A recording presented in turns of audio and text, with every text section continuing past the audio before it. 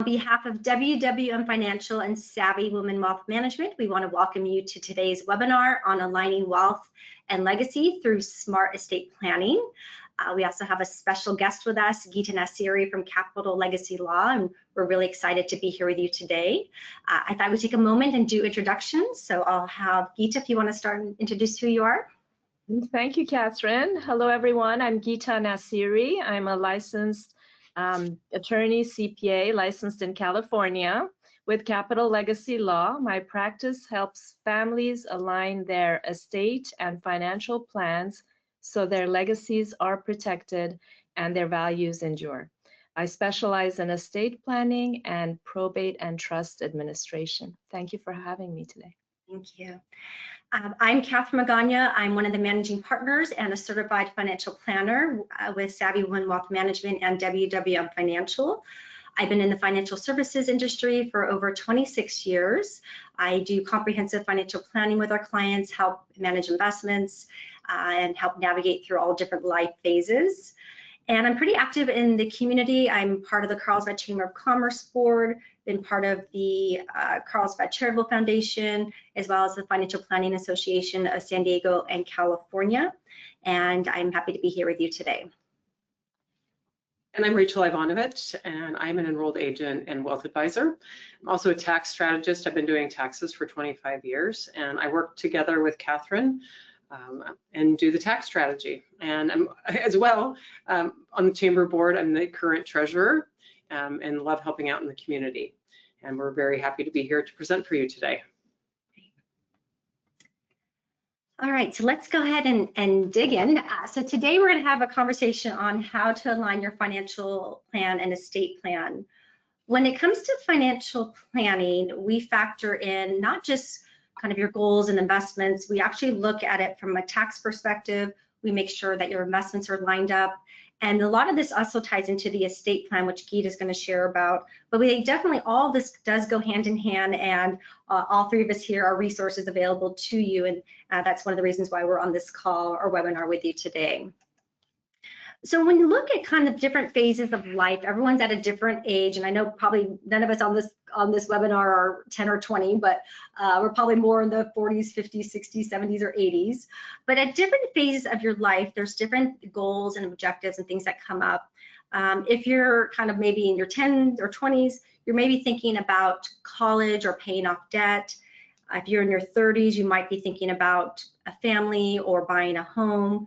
In your 40s or 50s, you could be thinking about retirement, travel, education planning.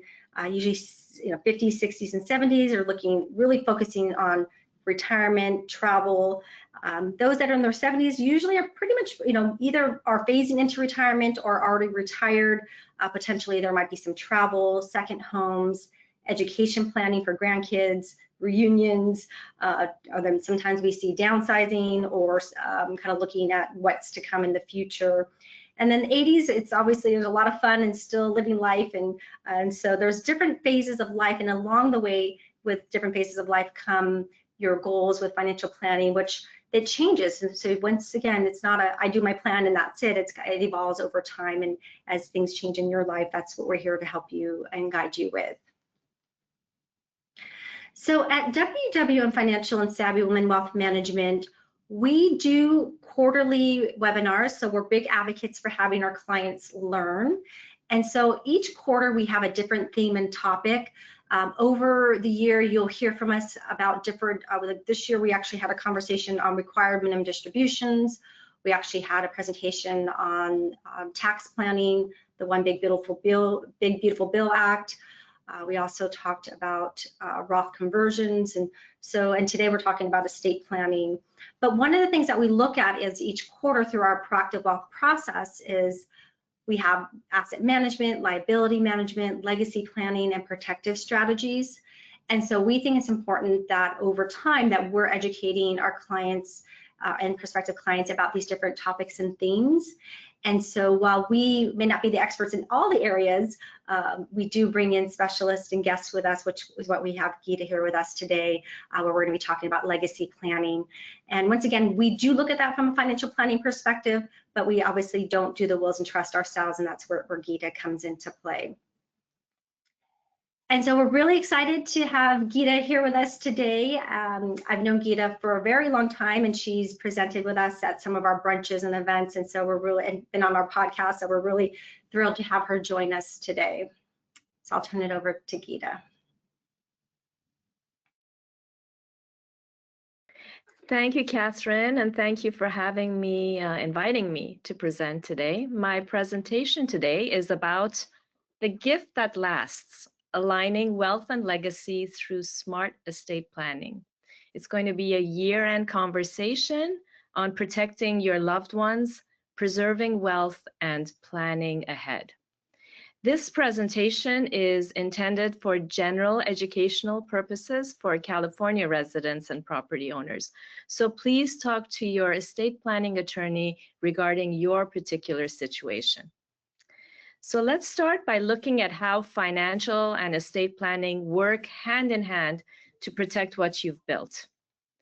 Why it matters. So as we close the year, and it's hard to believe it's the end of 2025 already, we naturally think about family and loved ones and getting together with family and our loved ones. This is a time of reflection and a time of giving and gifting. But one of the most meaningful gifts that you can give your loved ones isn't gift wrapped. It's clarity, protection, and peace of mind through proper estate planning. In other words, one of the most meaningful gifts, at least that's what I think, I believe, to your loved ones is a clear and updated estate plan in coordination with your financial plan. And what do I mean by in coordination with your financial plan? Well, you can have a perfectly balanced investment portfolio, but if your estate isn't structured properly, your family could face problems down the line. Similarly, you can have an updated estate plan that expresses your current wishes, but if it's not coordinated with your asset holdings, your family may face problems as well, like a probate court situation because an asset isn't properly titled. So, aligning your financial plan and your estate plan is the best gift and peace of mind you can give yourself and your family. This is about more than money. It's about making things as simple and as clear as possible for yourself and the people you love. So how exactly do your financial and estate plans complement one another? To put it simply, in simple terms, your financial plan builds wealth. Your estate plan protects and transfers that wealth efficiently. So let me give you an example. I recently helped a couple set up their estate plan, which included a revocable trust, and sometimes we call it a living trust. As part of the estate planning, we discussed their wishes. We also went over the assets they own and how they hold title to those assets. Drafting the legal documents to reflect and carry out your wishes in case of incapacity or a death is part of the estate planning process. But the other part, which is as important, is the review of assets and the titling of assets. So I discussed with a couple which assets I recommend should be transferred to their trust, to their living trust. This is also referred to as funding the trust. I helped transfer the title of their home to the trust through a deed, and we helped record the deed for them. We then looked at their financial accounts, retirement and non-retirement accounts. I made certain recommendations about which accounts should be retitled in the trust name. The couple then worked with their financial advisor or banker to transfer the title of the accounts as needed. That's where the coordination between the estate planning and financial planning comes in and is crucial. the role of the financial advisor is very important in this process to transfer certain assets to the trust and to generally look at the titling of assets with you. And if that doesn't happen, here's another example. Let's assume someone forgets to put a $1 million account in the name of their trust. They die and the account is in their name only and there's no beneficiary designation. We now have a probate problem here in California. That asset can only be transferred to the heirs or beneficiaries through a probate court proceeding. In this example, the California probate statutory attorney's fees for a $1 million probate estate would be $23,000. The executor of the will or the administrator of the estate, if there is no will and that they would be court appointed, is also entitled to the same amount. So now we're looking at $46,000. And this is not including the court costs, the filing fees, the publication costs, so on and so forth, and the delays and the lack of privacy. So a simple update to account titles would have avoided all of this completely. Now, I know that the advisors at WWM are very proactive in talking to you about aligning your financial plan and your estate plan and about the titling of assets. That's why we're here. They try to educate you as much as possible. They meet with you regularly and review everything with you. So I believe you're in great hands. Your financial advisor and your estate attorney should coordinate everything so that what you own supports your overall legacy plan. Once your financial and legal plans are aligned, then the next step is making sure your loved ones are truly protected, right? So let's talk about protecting our loved ones. That's the best gift we can give ourselves and our loved ones. Estate planning isn't just about legal paperwork. I believe it's an act of love. It's about the people who will have to manage things when you're not here, or if you're not able to manage things yourself, and to protect them and your loved ones and yourself. So the best gift you can give is that peace of mind. Now, here are some situations or examples to consider. So for parents with minor children, naming guardians or setting up a trust that ensures the children are cared for and the assets are managed responsibly is, that could be the plan, right? Or in a blended family situation, a trust can provide for a spouse while preserving inheritance for children from a prior marriage. In aging parent situation, having powers of attorney and healthcare directives in place prevents family stress and involving the probate courts in conservatorship proceedings. In case of retirees, a living trust, if it's properly funded, avoids probate, it saves time, and it maintains privacy. No one ever regrets being prepared, but families often regret not planning properly or soon enough. So now let's look at the financial side of giving.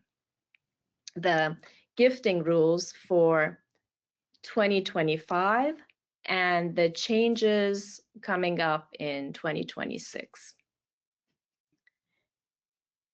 In 2025, the annual gift tax exclusion will rise to $19,000 per recipient, or $38,000 for a married couple. You can give that gift tax exclusion amount each year to as many people as you wish without filing a gift tax return. Now, here we're talking about federal tax laws. California does not impose estate or gift taxes. Each state is different. There are some exceptions to that $19,000. You can give more. There is unlimited gifting amount if the gift is paid directly to the medical or educational institution for someone's medical or educational expenses. However, if your gift is over the $19,000 amount per recipient in 2025 and no exception applies, then you have to file an informational gift tax return for the amount that's above the $19,000.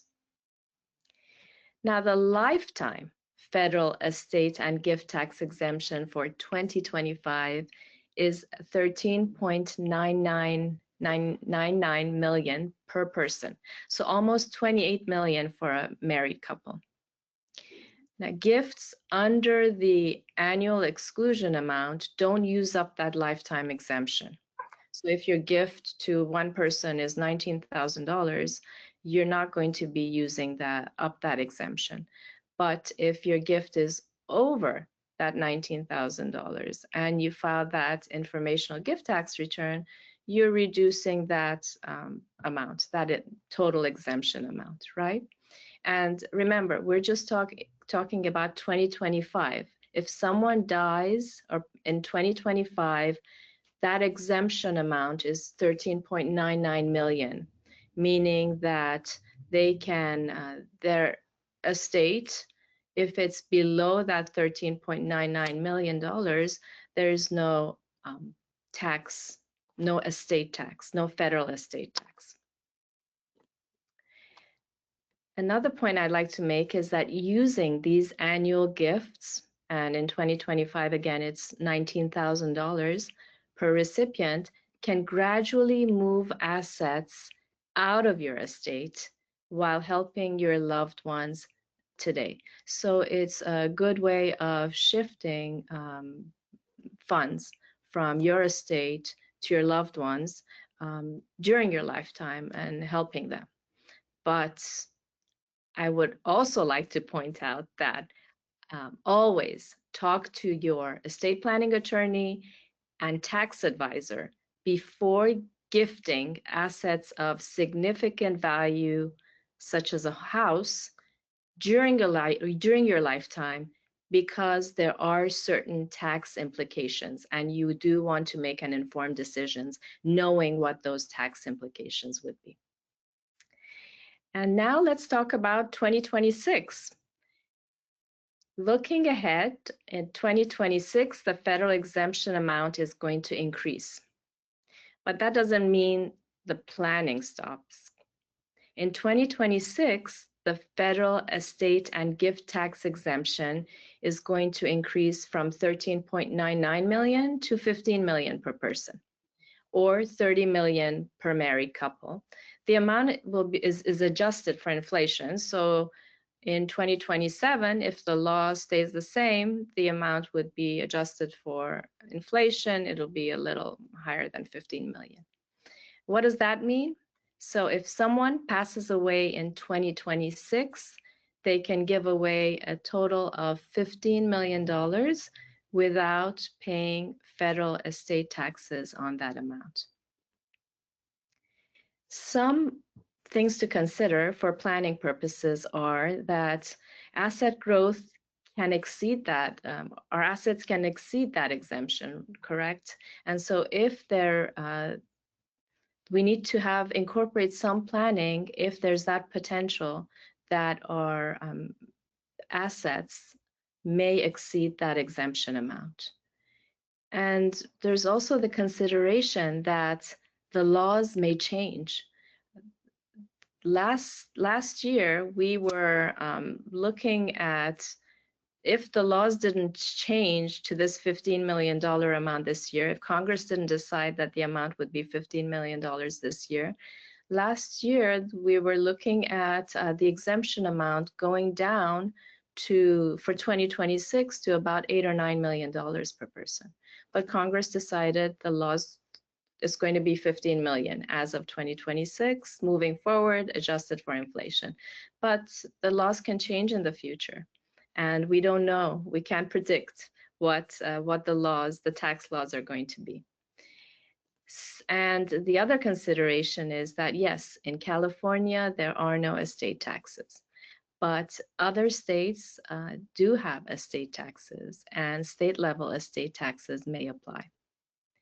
The other consideration is certain trusts and gifts can lock in value and future appreciation outside the estate, and I'm thinking about irrevocable trusts. So, what does all this mean? Even though the exemption is higher next year, it's 15 million, acting now ensures you're not reacting later when laws or values change. Also, no matter what the exemption amount is, you always want to make sure your estate plan is updated to reflect your current wishes and your values and your goals. And one of these goals for most people is to avoid a probate court proceeding. And now, speaking of values, let's talk about how estate planning can reflect more than numbers. It can reflect who you are as a person, as an individual. So let's talk about aligning wealth with values. Estate planning is about more than transferring assets and money. It's about transferring your legacy and your values. I encourage my clients to have conversations with their loved ones so that there are no surprises, and also to mitigate issues.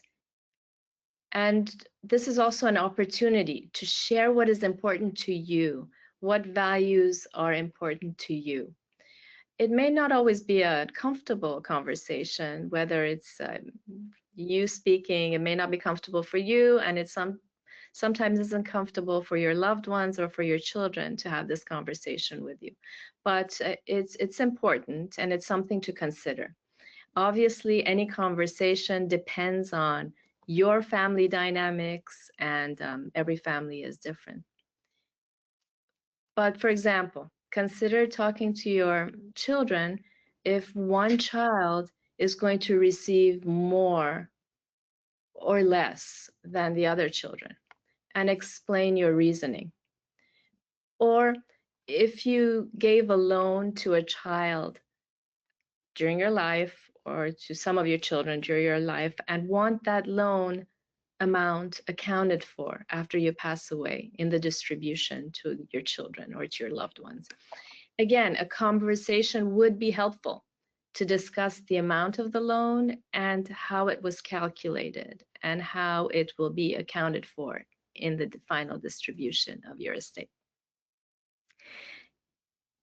If you are gifting to certain people or charities, it may be helpful to discuss the importance of these people or charities to your loved ones and have a conversation about why they are included in your estate plan.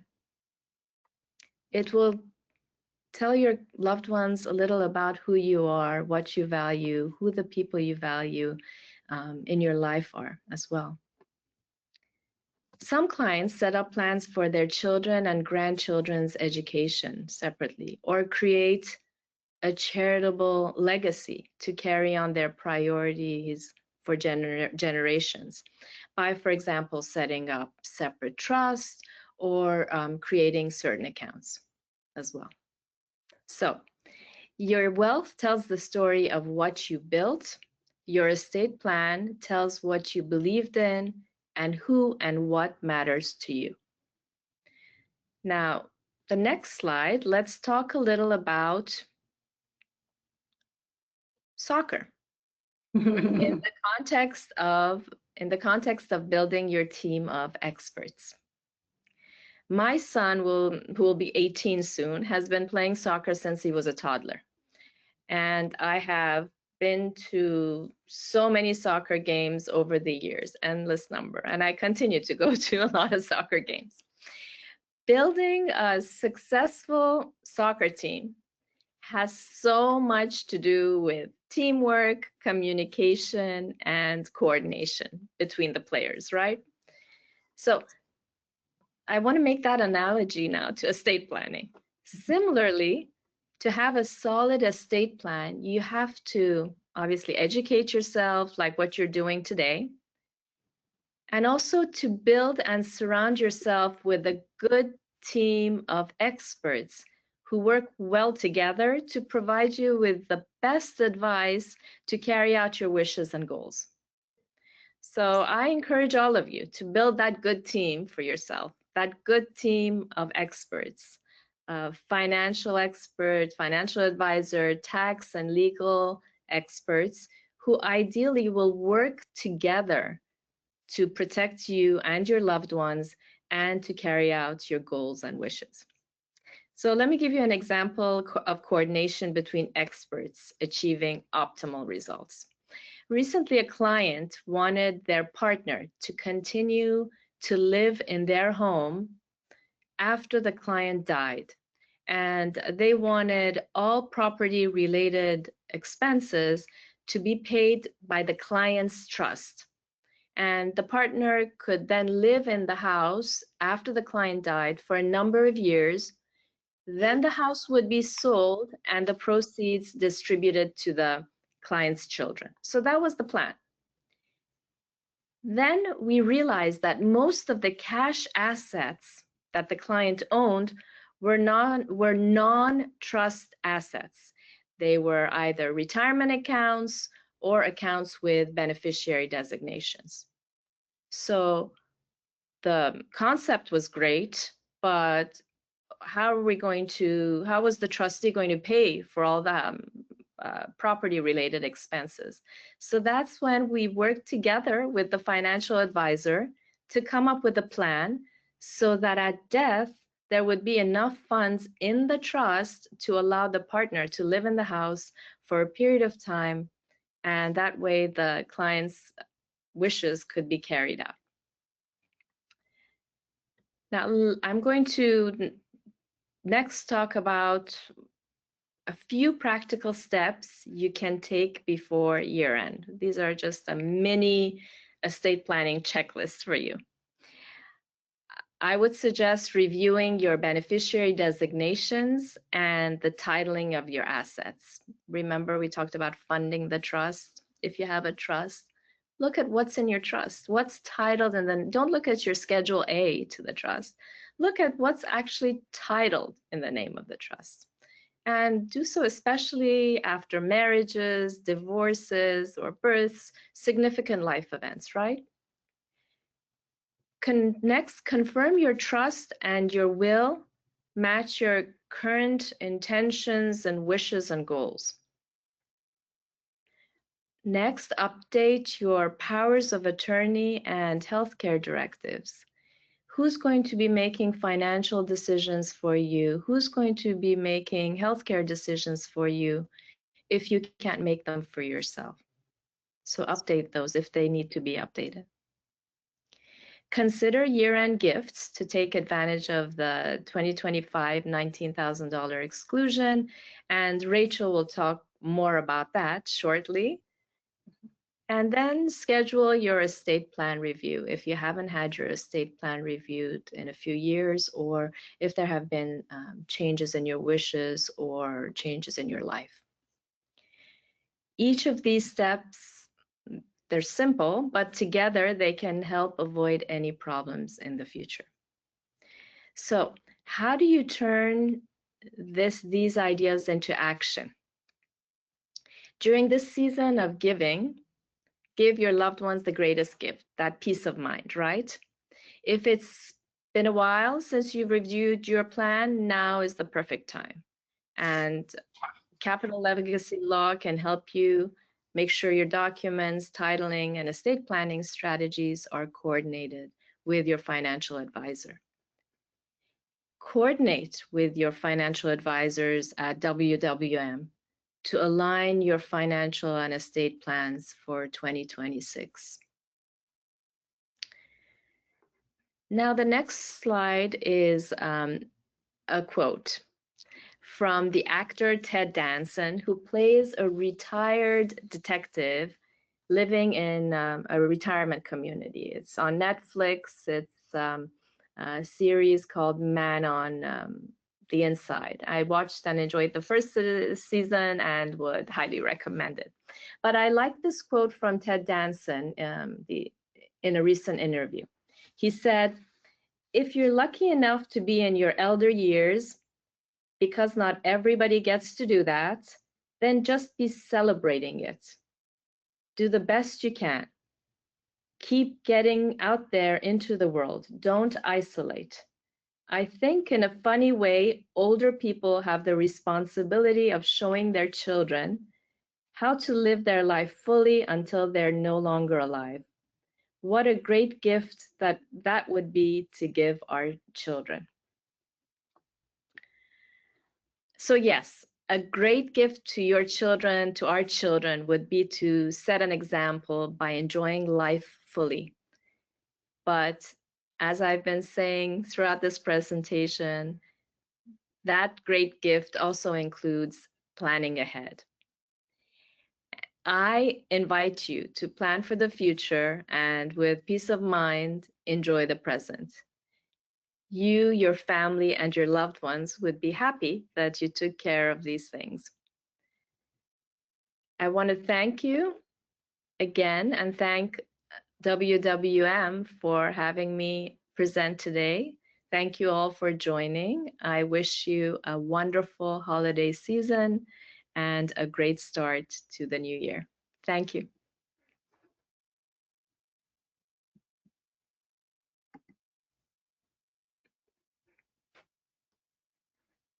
That was a lot of valuable information. Thank you, Geeta. I think we all benefited from that.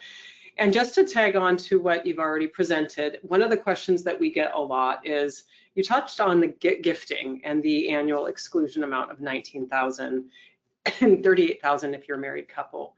The question that we get a lot is, can I actually give more? And I do know that you did touch on this. So I just wanted to go into that just briefly, because the answer is yes. And one of the things that you touched on, Geeta, that I think is really important for people to know is, if the money that you're gifting goes directly to a medical provider or to an educational institution, that does not count as part of that $19,000. And if you do gift more over the $19,000, the annual exclusion, and the money given to medical providers or education, all you have to do is file what she said, informational return. That's a gift tax return. You don't have any tax due with that filing, but it's the way that the government tracks how much you've given, because as she also mentioned, there is what they call the federal estate and gift tax exclusion. And then starting in 2026, that's $15,000. So any of those taxable gifts, so anything over the $19,000 or anything that is not given to medical providers or education, that gets carved out of that $15,000 and reduces that $15,000 that you can give away during your lifetime.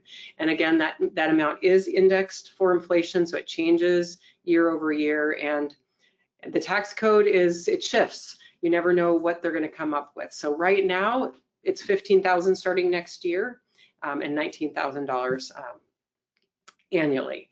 So the estate tax rate is 40%, and that's one of the reasons that people do want to make those gifts during their lifetime, is to reduce their estates.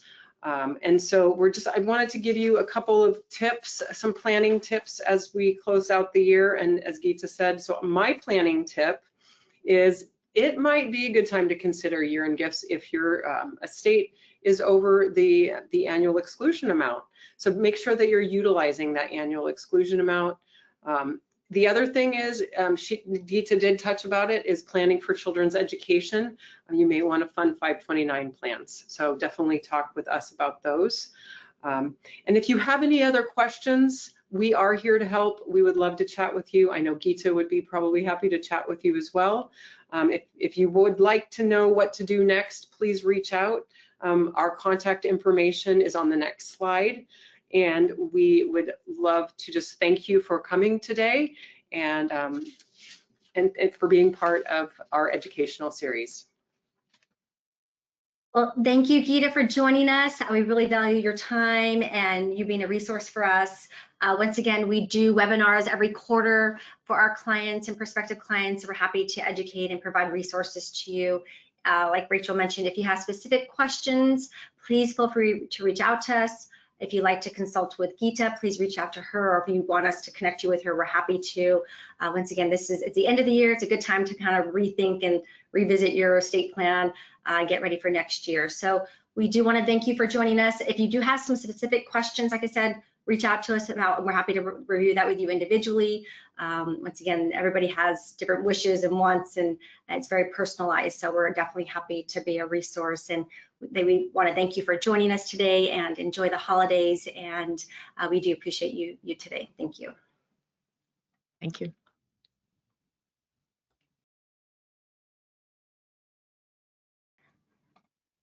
Okay, so that concludes. Thank you. Great presentation, thank you. Thank you. So we're